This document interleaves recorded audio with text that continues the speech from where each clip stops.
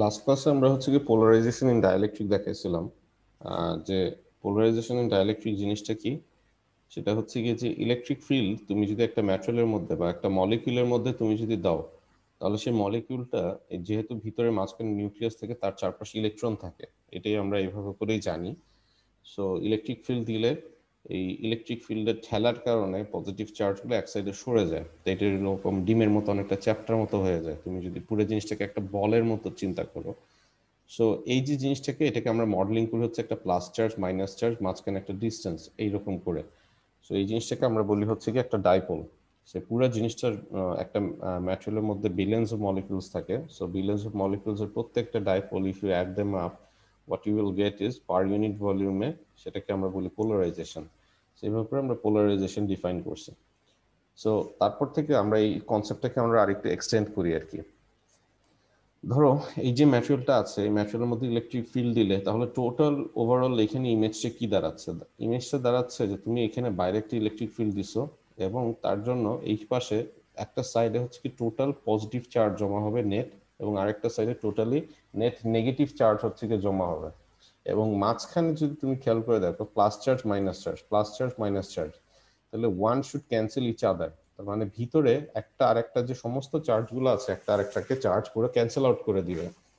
আমরা যদি খুব আইডিয়ালিস্টিক সিচুয়েশন চিন্তা করি, সিচুয়েশনগুলো আসলে এত আইডিয়ালিস্টিক না, কিন্তু ভিতরে সমস্ত ধরো ক্যান্সেল আউট করে দিল একটা আর একটা পজিটিভ নেগেটিভকে, কিন্তু ফাইনালি থেকে যাবে বাইরে একটা আউটার পজিটিভ চার্জ এবং আউটার একটা নেগেটিভ চার্জ। উই ক্যান মানে জেনারেলাইজ করে আমরা যদি বলি তাহলে এটাকে এইভাবে করে ডাইনের যে ছবিটা আছে এই ছবিটার সাথে কল্পনা করতে পারো। এই হচ্ছে ইন্টারফেস, এই হচ্ছে ইন্টারফেস। ইন্টারফেসের এক পাশে পজিটিভ চার্জ জমা হয়ে যাবে আর এক পাশে নেগেটিভ চার্জ জমা হয়ে থাকে। তাহলে আমরা যদি খেয়াল করি এই পুরো ম্যাটেরিয়ালটার মধ্যে আমরা যদি একটা গসেস ল অ্যাপ্লাই করি, গসেস ল বলে হচ্ছে কি যে divergence of E, electric field তৈরি হয় হচ্ছে গিয়ে চার্জের জন্য। গসেস ল আসলে এই কথাটাই বলে। তাহলে divergence of E is equal to rho total divided by epsilon naught, মানে এখানে যতগুলা চার্জ আছে সেই চার্জকে তুমি যদি এপসাইলন দিয়ে ভাগ করো তাহলে তুমি পাবা হচ্ছে কি ইলেকট্রিক ফিল্ডের ভ্যালু। সেখানে কি কি ধরনের চার্জ থাকতে পারে এই ম্যাটেরিয়ালের মধ্যে? ম্যাটেরিয়ালের মধ্যে দুই ধরনের চার্জ থাকতে পারে, একটা হচ্ছে কি বাউন্ড চার্জ আর একটা হচ্ছে কি free charge. So what is bound charge? এই যে এরা তোমার হচ্ছে কি প্লাস মাইনাস হয়ে গেল, এখন প্রশ্ন তুমি করতে পারো এই চার্জটা দূরে কেন এখানে চলে গেল না, এখানে এই নিজের জায়গায় দাঁড়ায় আছে? এরা নিজের জায়গায় দাঁড়ায় আছে কারণ তারা হচ্ছে কি bound, bound towards the nucleus.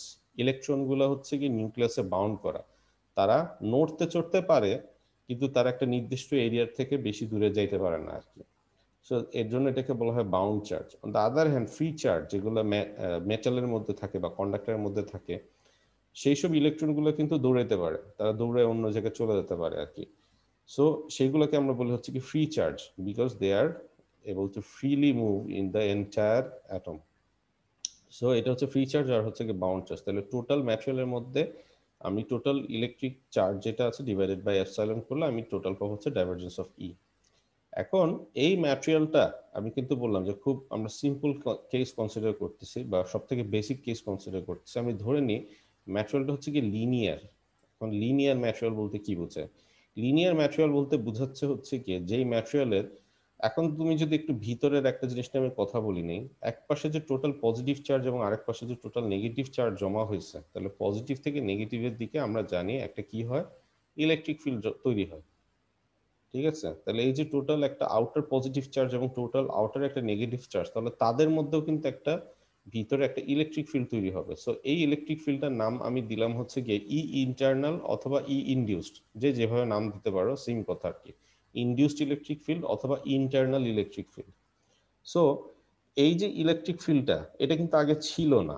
যখন এটা আগের অবস্থায় ছিল, যে এইরকম অবস্থায় ছিল যখন, যে প্লাস চার্জ মাইনাস চার্জ শুধু শান্তি দেয়, তখন কিন্তু এটা এরকম ছিল না। কিন্তু তুমি যখন এক্সটার্নালি ইলেকট্রিক ফিল্ড দিছো, এরা যে জায়গা থেকে কিছুটা নড়ে চড়ে বসছে, তার জন্য এক পাশে পজিটিভ চার্জ আর এক পাশে নেগেটিভ চার্জ তৈরি হয়েছে, তারপরে এই ইন্টারনাল ফিল্ডটা তৈরি হয়েছে।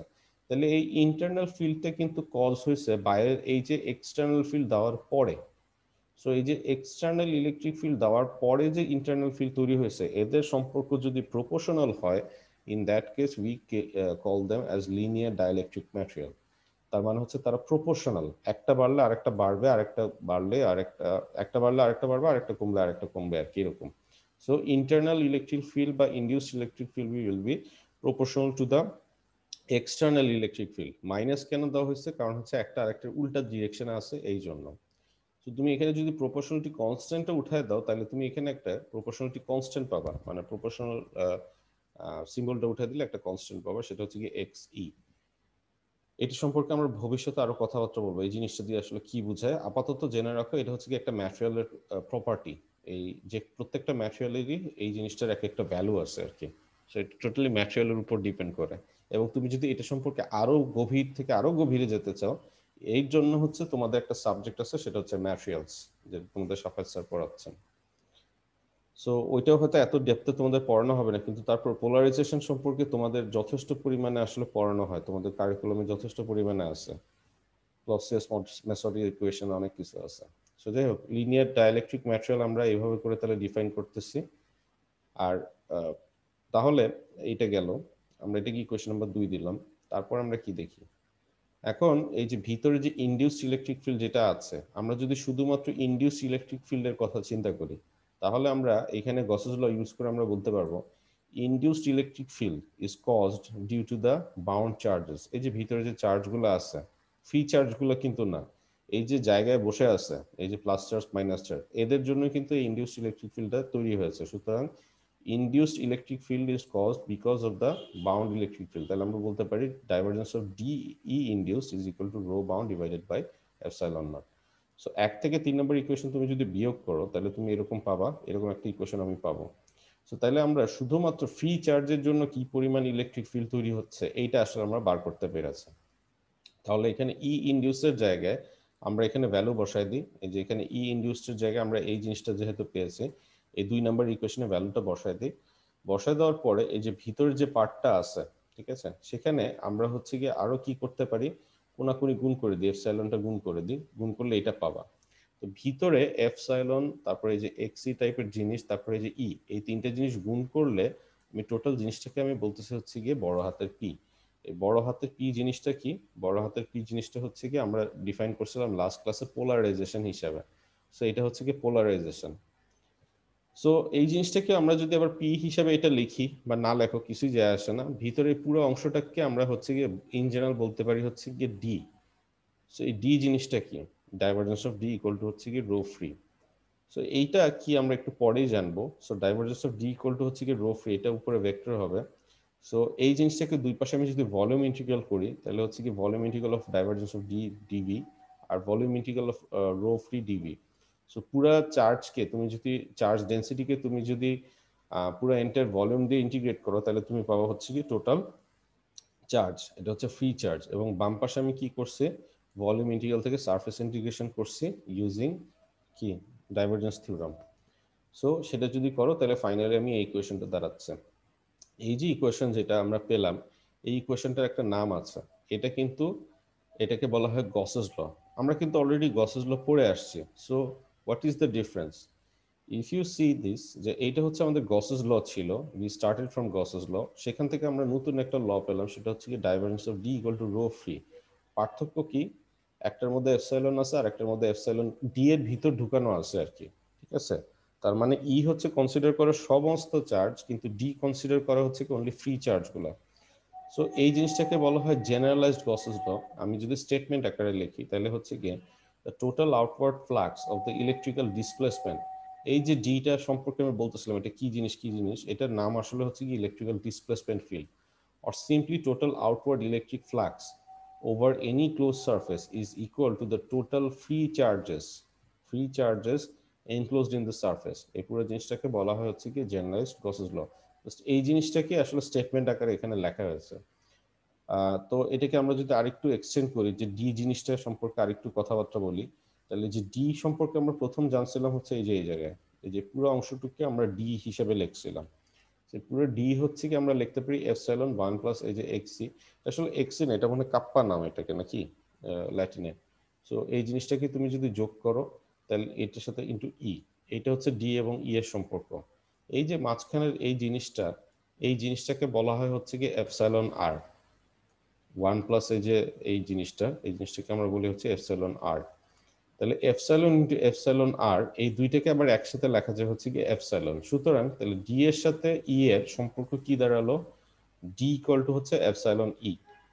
ঠিক আছে, তাহলে এখন আমরা প্রশ্নে যাই যে তাহলে এটা হচ্ছে ডি এর সাথে ই এর সম্পর্ক। This is a very important equation.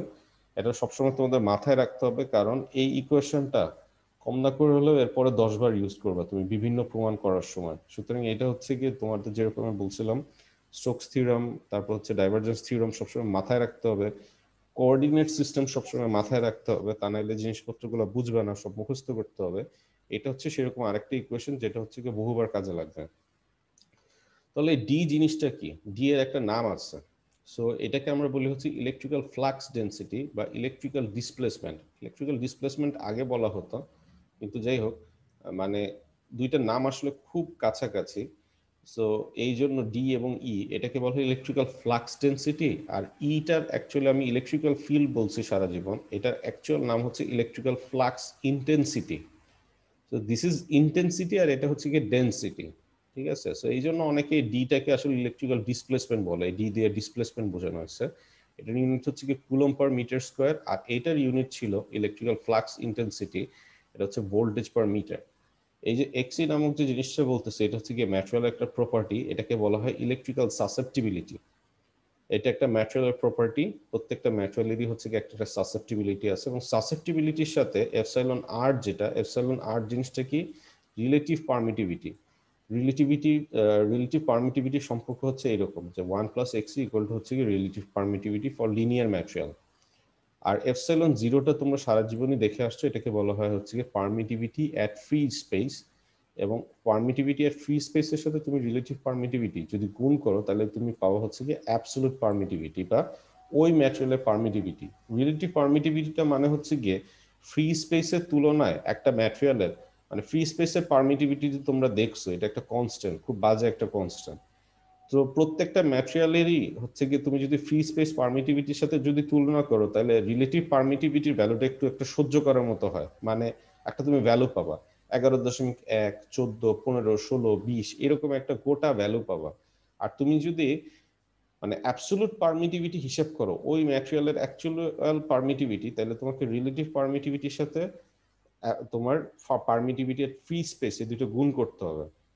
এবং বুঝতেই পারতেছো যে 10^12 বা এরকম কিছু একটা নাম্বারের সাথে গুণ করে এটা ভ্যালুটা খুব বদখত হয়ে যায়। এই জন্য আমরা রিলেটিভ পারমিটিভিটিটা মাথায় রাখার জন্য বা মুখস্থ রাখার জন্য বা এটা ইজি টু ওয়ার্ক উইথ, এই জন্য হচ্ছে কি আমরা রিলেটিভ পারমিটিভিটি এটা ইউজ করি আর কি। রিলেটিভ পারমিটিভিটিটা প্রকাশ করে ফ্রি স্পেসের থেকে একটা ম্যাটেরিয়ালের পারমিটিভিটি কতগুণ বড় বা কতগুণ ছোট এটা প্রকাশ করে। আর ওই ম্যাটেরিয়ালের অ্যাকচুয়াল পারমিটিভিটিটা কি তোমাকে এই তোমাদের অ্যাবসলিউট পারমিটিভিটি ভ্যালুটা জানতে হবে আর কি। সো পারমিটিভিটি সাসেপ্টিবিলিটি এই দুইটা হচ্ছে কি সম্পর্ক কাছাকাছি, হোপফুলি এটা দেখে বুঝতে পারছো আর কি। এবং এই পারমিটিভিটি তুমি যত সহজ দেখতেছো, পারমিটিভিটি আসলে বাস্তবে এত সহজ না। এর সম্পর্কে আমরা লাস্টের দিকে কথাবার্তা বলবো আর কি, যে অ্যাকচুয়াল ম্যাটেরিয়ালের ক্ষেত্রে এটা কি হয় না হয়। সেখানে কারো কোনো প্রশ্ন আছে এটুকুর মধ্যে? স্যার স্যার ওই যে এখানে স্যার জায়গাটা বাউন্ড না, তাহলে স্যার ফ্রি চার্জ আসলো কোথা থেকে? ফ্রি চার্জ আসলে কোথেকে, খুবই ভালো প্রশ্ন। ফ্রি চার্জ আসলে আসে না, ফ্রি চার্জ এক্সট্রা তোমাকে দিতে হয়। ঠিক আছে, মানে তুমি ধরো ওই আমরা চার্জ থেকে পাই, তুমি ধরো একটা ইবোনাইট দণ্ডকে তুমি যদি রেশম কাপড় দিয়ে ঘষো তাহলে পজিটিভ চার্জ, এরকম শুনছিলে না ইন্টারমিডিয়েটে থাকতে, যে পজিটিভ চার্জ জি কিভাবে স্যার। তৈরি করা যায় এবং নেগেটিভ চার্জ গ্লাসের সাথে তুমি যদি কাপড় ঘষো তাহলে সেটা কি হয়। ওইভাবে করে তুমি হচ্ছে কি যদি এক্সট্রা চার্জ তৈরি করো, সেই চার্জটা তুমি যদি এখানে রিপ্লেস করো তাহলে তুমি ফ্রি চার্জ পাবা, আদারওয়াইজ ফ্রি চার্জ পাবা না। ঠিক আছে, আমরা কিন্তু ইন জেনারেল ধরে নিচ্ছি এটা একটা ডাইইলেকট্রিক ম্যাটেরিয়াল। ডাইইলেকট্রিক ম্যাটেরিয়ালের মধ্যে বাস্তবে মানে বাস্তব না, আইডিয়াল ডাইইলেকট্রিক ম্যাটেরিয়ালের মধ্যে কোনো ফ্রি চার্জ থাকে না। মানে আইডিয়াল একটা ইনসুলেটর ম্যাটেরিয়াল যে কোনো দিনই ইলেকট্রিসিটি কন্ডাক্ট করবে না, তার মধ্যে কোনো ফ্রি চার্জই থাকে না। ঠিক আছে, কিন্তু আইডিয়াল তো আসলে ম্যাটেরিয়াল গুলো কখনোই হয় না, প্রত্যেকটা ম্যাটেরিয়ালের মধ্যেই হচ্ছে গিয়ে কিছুটা মানে কিছুটা অন্যরকম ক্যারেক্টারিস্টিক্স থাকে আইডিয়াল থেকে। খুব ভালো প্রশ্ন, এবং এটা তোমরা একটু পরে এইগুলো সম্পর্কে আরো বিস্তারিত দেখতে পারবে। যে ফ্রি চার্জ বা এইগুলো সম্পর্কে। আর কারো কোনো প্রশ্ন? আচ্ছা, এটা নিয়ে যদি কারো কোনো প্রশ্ন না থেকে থাকে তাহলে তোমরা যে অ্যাটেন্ডেন্সটা দিয়ে আসো।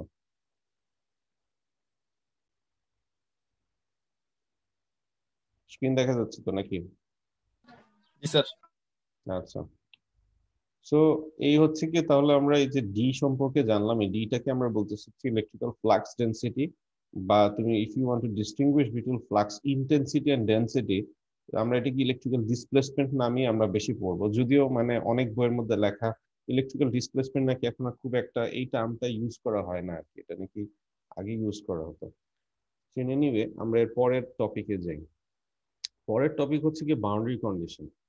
তুমি যদি খেয়াল করে দেখো যে আমরা কিন্তু এই যে এই 8টা ক্লাস যে নিচ্ছি, এই 8টা ক্লাসে কখনো কোনো ম্যাটেরিয়ালের আলাপ করিনি, যে ম্যাটেরিয়ালটা কি ধরনের বা কি, এরকম কোনো ম্যাটেরিয়ালের কোনো কথাই বলিনি। কিন্তু আজকে প্রথম আমরা ম্যাটেরিয়ালের কথা বললাম।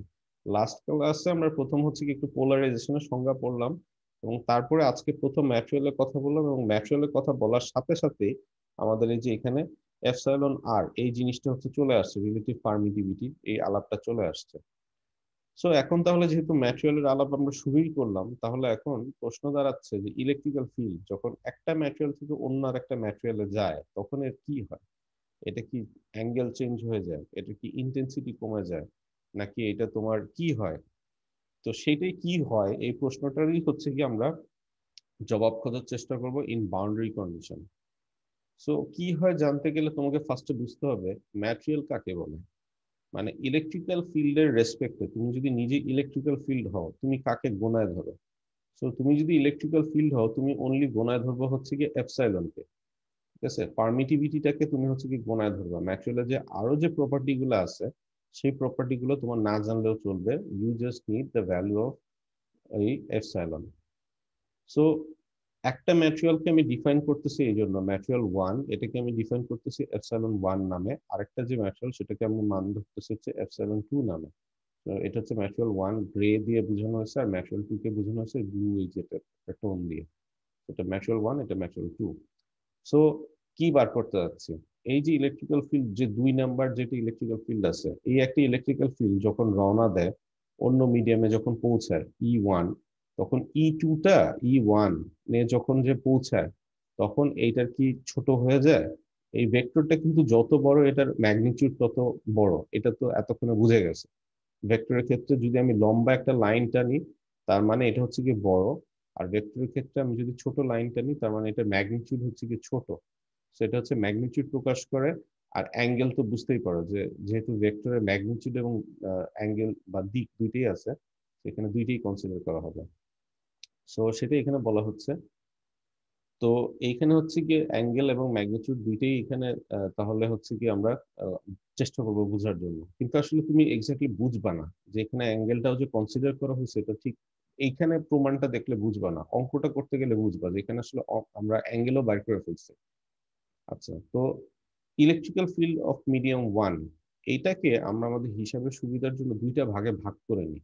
এই যে তোমার এই একটা পয়েন্টে যেহেতু তোমার ইন্টারসেক্ট হয়েছে আর কি দুইটা মিডিয়ামের মাঝখানে, সেই পয়েন্টের মধ্যে আমি হচ্ছে কি ইলেকট্রিক্যাল ফিল্ড ওয়ান এবং ইলেকট্রিক্যাল ফিল্ড টু, এটাকে আমি দুইটা ভাগ করতে পারি। Electrical field at medium one, এটাকে আমি এটা ট্যানজেনশিয়াল কম্পোনেন্ট, ট্যানজেন্ট মানে তো বুঝো স্পর্শক, ট্যানজেনশিয়াল কম্পোনেন্ট এবং নর্মাল কম্পোনেন্ট, এই দুইটা কম্পোনেন্টে ভাগ করতে পারি। যেমন আমরা যে কোনো একটা কম্পোনেন্টকে এক্স ওয়াই জেড এর সাপেক্ষে আমরা ভাগ করি, অনেকটা এইখানেও। কিন্তু এইখানে আমরা এক্স ওয়াই জেড বা কোঅর্ডিনেট সিস্টেম নিয়ে আলাপ করতেছি না, আমরা হচ্ছে কি ট্যানজেনশিয়াল এবং তার নর্মাল কম্পোনেন্টে ভাগ করছি। সিমিলার ওয়েতে electrical field at medium to, সেইখানে হচ্ছে কি তুমি যদি হিসাব করতে চাও, তাহলে এইখানেও এই বিন্দুতে আমি এটাকে ট্যানজেনশিয়াল এবং নর্মাল এই দুইটা কম্পোনেন্টে হচ্ছে কি আমি এটাকে ভাগ করে নিই, এবং এটাকে আলাদা আলাদা ভাবে আমি হিসাব করি ট্যানজেনশিয়াল এবং নর্মাল কম্পোনেন্টকে। তাহলে আমি যেটা বলতে চাচ্ছি যে ইলেকট্রিক্যাল ফিল্ড এট মিডিয়াম ওয়ান, এটাকে আমি হচ্ছে কি ট্যানজেনশিয়াল এবং নর্মাল কম্পোনেন্টে ভাগ করছি। Electrical field at medium to, এটাকেও আমি ট্যানজেনশিয়াল এবং নর্মাল কম্পোনেন্টে ভাগ করছি আর কি। এবং এটাকে আমরা আলাদা আলাদা ভাবে অ্যানালাইসিস করব। আচ্ছা, সো ট্যানজেনশিয়াল কম্পোনেন্ট আমরা নিয়ে প্রথম আলোচনা করার চেষ্টা করব। সো ট্যানজেনশিয়াল কম্পোনেন্ট হিসাব করার জন্য আমি যে কাজটা করব সেটা হচ্ছে গিয়ে একটা রেক্টেঙ্গেল ধরে নেব, যে রেক্টেঙ্গেলটা হচ্ছে মিডিয়াম ওয়ানেও আছে, দুইও আছে, অর্ধেক অর্ধেক আছে। তাহলে এই যে এই সেই rectangle A B C D A এরকম একটা ক্লোজ লুপ ধরলাম। কেন ক্লোজ লুপ ধরলাম? কারণ আমরা এখানে এই সূত্রটা ইউজ করতে চাই। ফান্ডামেন্টাল পোস্টুলেট নাম্বার 2 এর ইন্টিগ্রাল ফর্ম যেটা, সেখান থেকে আমরা জানতে পারি যে E dot DL is equal to হচ্ছে গিয়ে 0। So E dot DL equal to যে 0 আমি বলতেছি, এই সূত্রটা থেকে আমি হচ্ছে গিয়ে একটু আগাতে পারি। কিভাবে আগাতে পারি? এই লুপটা মানে যে কোনো লুপের জন্য কিন্তু ই ডট ডিএল এই সূত্রটা সত্যি। তাহলে আমি এখানে কি করতে পারি, এটাকে আমি হচ্ছে গিয়ে লুপের মধ্যে খাটাই, ক্লোজ লুপের মধ্যে খাটাই। তাহলে কি খাটানো যেতে পারে এখানে? এই যে ই ডট ডিএল তার মানে হচ্ছে ইলেকট্রিক ফিল্ড এবং তার ডিস্টেন্স, এই দুইটাকে তোমার গুণ করতে হবে। সো এই যে এই এ বি, এ বি যদি আমার ইলেকট্রিক ফিল্ড হয়, এ বিটা কি? এটা কিন্তু স্পর্শক বরাবর। এটা যদি আমাদের ইন্টারফেস হয়, তাহলে ইন্টারফেসে কিন্তু স্পর্শক এটা। তাহলে এই স্পর্শক বরাবর এ বি ফিল্ডটা, সুতরাং এ বি ফিল্ডটাকে আমি বলতে পারি হচ্ছে গিয়ে ই ওয়ান ট্যানজেনশিয়াল। ঠিক আছে?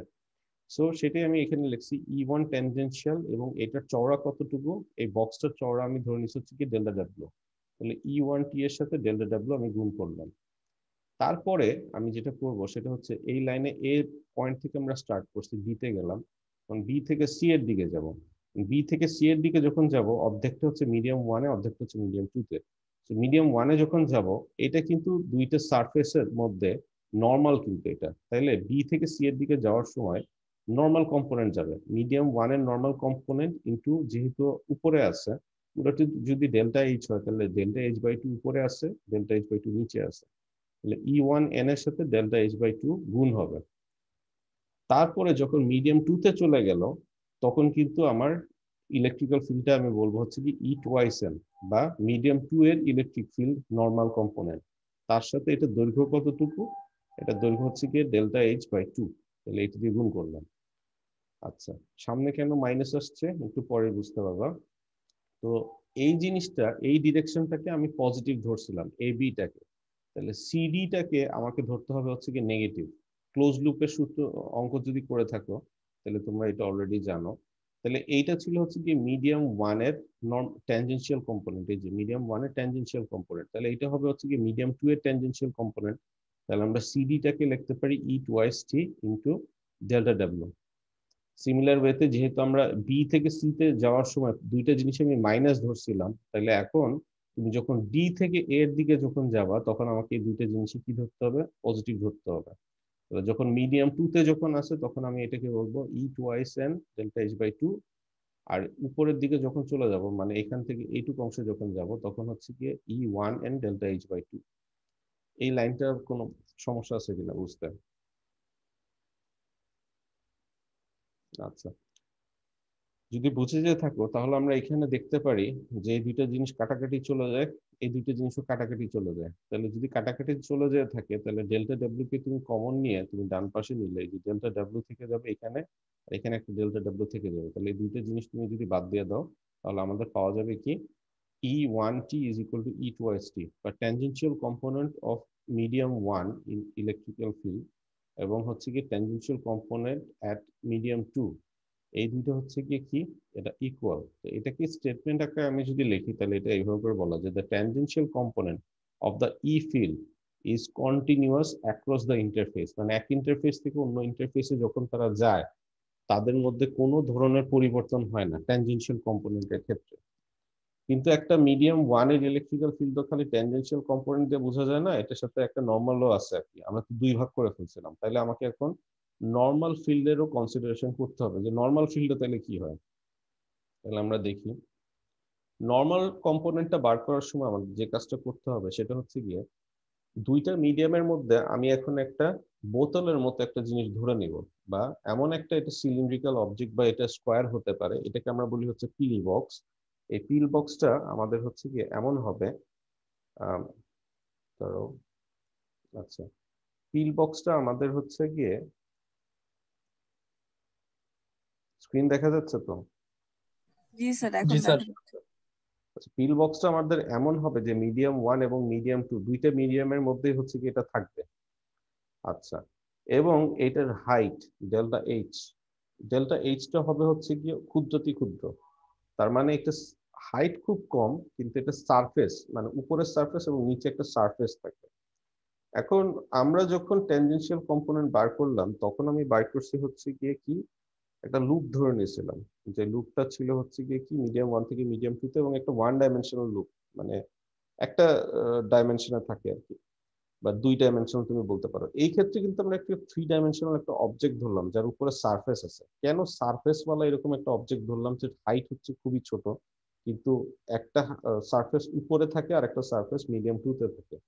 কারণ হচ্ছে গিয়ে আমাদের যে আরেকটা ফান্ডামেন্টাল পোস্টুলেট, সেখান থেকে আমরা গসেস ল পাই, বা আজকে আমরা গসেস ল থেকে জেনারেলাইজড গসেস ল পেলাম। তো সেখান থেকে আমরা বলতে পারি যে D dot dS equal to rho S dS. যে আমি একটু আগে যদি যাই, এই যে D dot dS equal to হচ্ছে কি কিউ ফ্রি। আমরা এই যে এই সূত্রটা যে পেয়েছিলাম, এই সূত্রটা থেকে কিন্তু আমরা এই যে এই সূত্রটা পাই যে D dot DS is equal to হচ্ছে গিয়ে কিউ ফ্রি। এখন কিউ ফ্রি কে আমরা লিখতে পারি হচ্ছে গিয়ে কি হিসাবে, টোটাল চার্জকে আমরা লিখতে পারি চার্জ ডেনসিটি ইনটু সারফেস। এই দুইটা থেকে তুমি যদি গুণ করো তাহলে কিন্তু তুমি কি পেয়ে যাবা, টোটাল কিউ পেয়ে যাবা। সুতরাং সেটাকে আমরা একটু ভাগ করে এইভাবে করে লিখছি রো এস ডেল্টা এস। তো এই ডেল্টা এসটা কি, এখানে আসেই সারফেস হচ্ছে কি দুইটা, এই উপরের যে সারফেসটা এটাকে আমরা বলছি ডেল্টা এস। এবং এখানে দেখো যে ডি ফিল্ডটা, ডি ফিল্ড বা ইলেকট্রিক্যাল ডিসপ্লেসমেন্ট ফিল্ড যেটা, এই ডিসপ্লেসমেন্ট ফিল্ডটা এই সারফেসের মধ্যে যে পরিমাণে কাট করে সেটি কিন্তু ডি ডট ডিএস এর সারফেস ইন্টিগ্রেশন। তাহলে ডি ডট ডিএস এর সারফেস ইন্টিগ্রেশনকে আমরা কি লিখতে পারি, ডি ওয়ান। আমরা লিখতে পারি মিডিয়াম ওয়ানে হচ্ছে ডি ওয়ান আছে, এইটা এই সারফেসে কি পরিমাণ কাট করতেছে, এইটার সাথে তোমাকে কি দিয়ে গুণ করতে হবে, এই সারফেসের নর্মাল দ্বারা। সো এই সারফেস নর্মালটা কি, সারফেস নর্মালটা হচ্ছে কি, যদি ধরো এইটা একটা সারফেস হয় তাহলে সারফেস নর্মাল হচ্ছে কি ঠিক তার উপরে এই বরাবর যাবে। সো এই যে এই সারফেস, এই সারফেসের উপর বরাবর যে সারফেসটা আছে, আমি এই নর্মালটাকে ধরতেছি হচ্ছে কি এ এন টু। তাহলে ডি ওয়ান যে ফিল্ডটা আছে, সরি এটা ইউনিট ভেক্টর হবে A N two. So D one এর সাথে এ এন টু তুমি যদি ডট প্রোডাক্ট করো তাহলে তুমি পাবা হচ্ছে গিয়ে এই ফার্স্ট মিডিয়ামের অংশটা।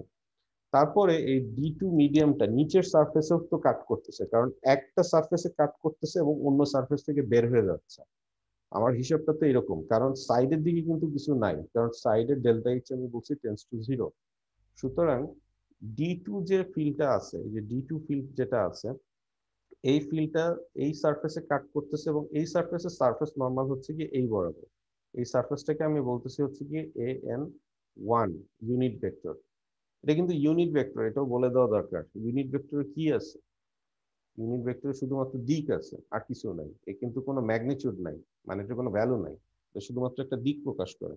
তাহলে এন টু বোঝাচ্ছে উপরের দিক আর এন ওয়ান বোঝাচ্ছে নিচের দিক। তাহলে এইভাবে করে আমি লিখতে পারি, এবং এখানে যে ডেল্টা এস আছে এই সারফেসটা আমি এইভাবে জাস্ট লিখে দিলাম, কারণ এটা গোলাকার হতে পারে, চারকোনা হতে পারে, যে কোনো ধরনের পিল বক্স নিলে এটা এরকম হবে আর কি।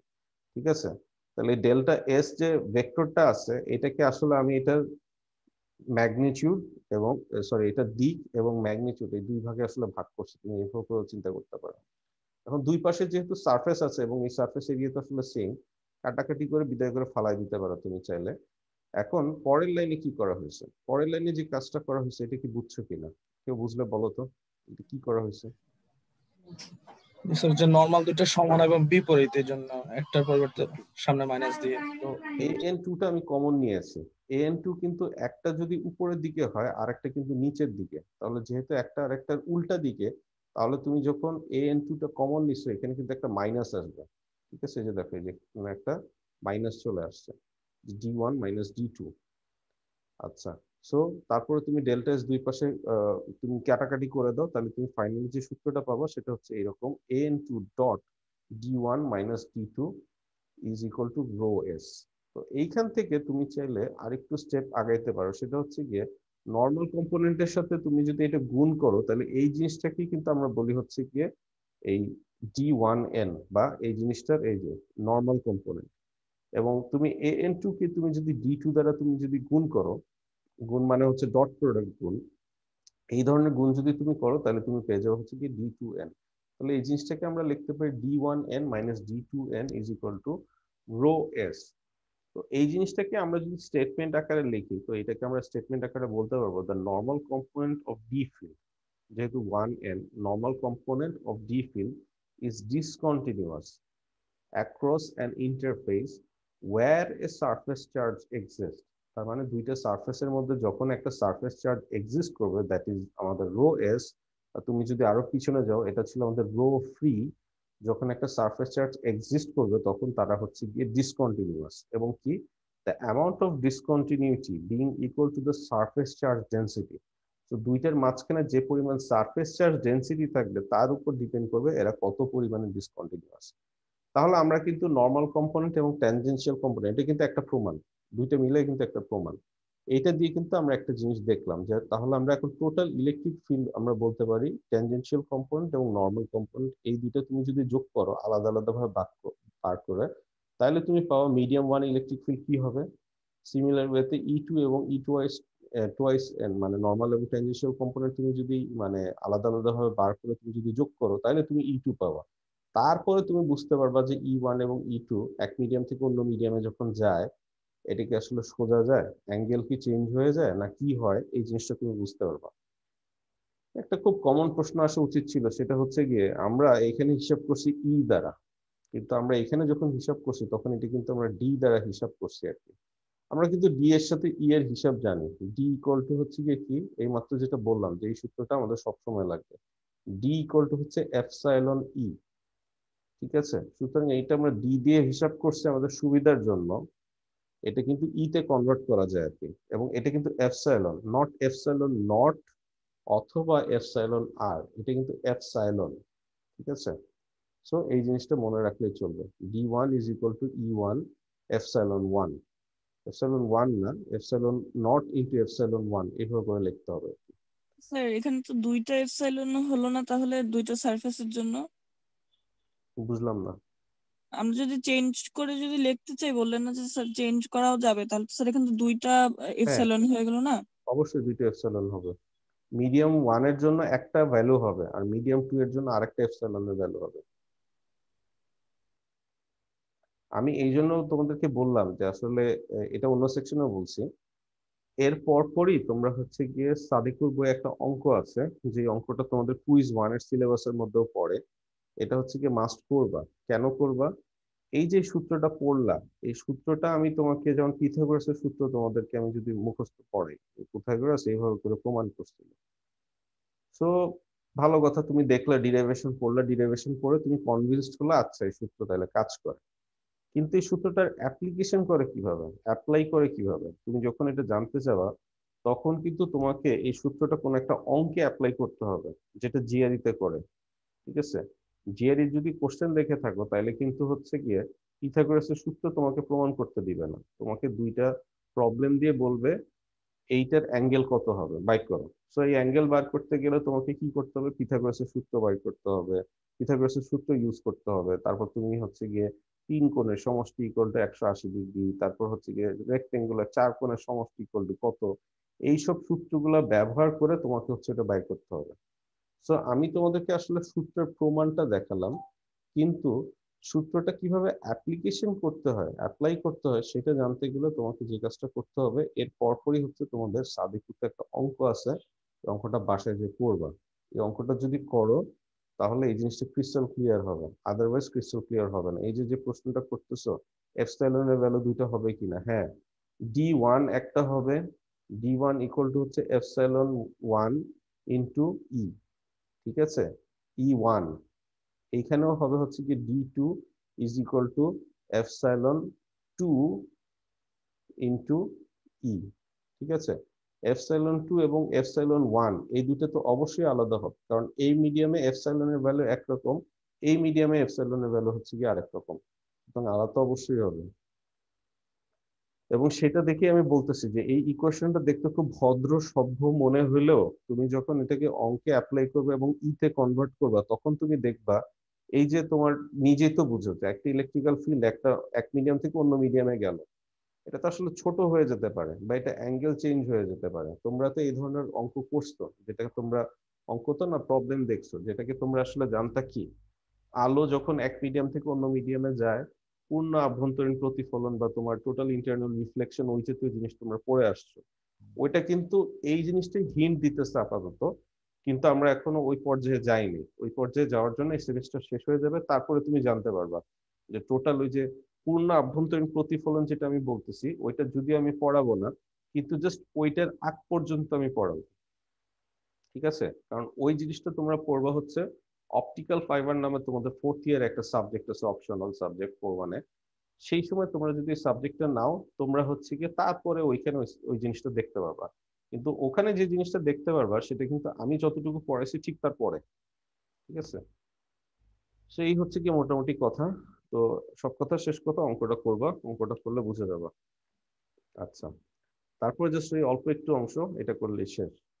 আচ্ছা, তো যদি এখন দুইটা ম্যাটেরিয়ালই ডাই ইলেকট্রিক হয়, ঠিক আছে, মানে মিডিয়াম 1 মিডিয়াম 2 দুইটাই যদি একটা পারফেক্ট ডাইইলেকট্রিক হয়, আমি যদি কথাটা এইভাবে বলি, পারফেক্ট ডাইইলেকট্রিক যদি হয়, তাহলে সেক্ষেত্রে তুমি আবার আগের মতো প্রমাণ করতে পারো ট্যানজেনশিয়াল কম্পোনেন্ট দুইটা হচ্ছে গিয়ে সমান। এখন নর্মাল কম্পোনেন্টের ক্ষেত্রে আমরা এইমাত্র দেখলাম d1n minus d2n equal to হচ্ছে গিয়ে রো এস, এটা আমরা এইমাত্র দেখলাম। এখন পারফেক্ট ডাইইলেকট্রিকের মধ্যে কিন্তু কোনো ফ্রি চার্জ থাকে না, ঠিক আছে? এই যে একজন যে প্রশ্ন করলো যে ফ্রি চার্জের বিষয়ে যে প্রশ্নটা করছিল, সে এখন আরো ব্যাপারটা কনভিন্সড হবা। কোনো ফ্রি চার্জ কিন্তু তোমার ডাইইলেকট্রিকের মধ্যে থাকে না, যারা ইলেকট্রন মানে নড়াচড়া করতে পারে, পুরো অ্যাটমের মধ্যে নড়াচড়া করতে পারে, এরকম ফ্রি চার্জ বা ফ্রি ইলেকট্রন থাকে না। সুতরাং এই রো এস আসবে কোত্থেকে? অ্যান্সার হচ্ছে আসবে না, ওইখানে রো এস হচ্ছে কি জিরো হয়ে যাবে। সুতরাং in between the surface rho S will be zero. আমি যদি বাইরে থেকে কোনো চার্জ দিয়ে থাকি সেটা আলাদা বিষয়, কিন্তু ইনহেরেন্টলি যদি দুইটাই ডাইইলেকট্রিক হয়, পারফেক্ট ডাইইলেকট্রিক হয়, there will be no free charges in between the surface. In that case তাহলে রো এস যদি জিরো হয়ে যায়, তাহলে কিন্তু তুমি বলতে পারো নর্মাল কম্পোনেন্টও হচ্ছে কি তাদের কন্টিনিউয়াস, ট্যানজেনশিয়াল কম্পোনেন্টও হচ্ছে গিয়ে তাদের কন্টিনিউয়াস, ঠিক আছে? তো এই হচ্ছে গিয়ে in case of two dielectric material, তাদের ক্ষেত্রে তুমি বলতে পারো ট্যানজেনশিয়াল কম্পোনেন্ট এবং নর্মাল কম্পোনেন্ট দুইটাই হচ্ছে গিয়ে কন্টিনিউয়াস। কারো কোনো প্রশ্ন?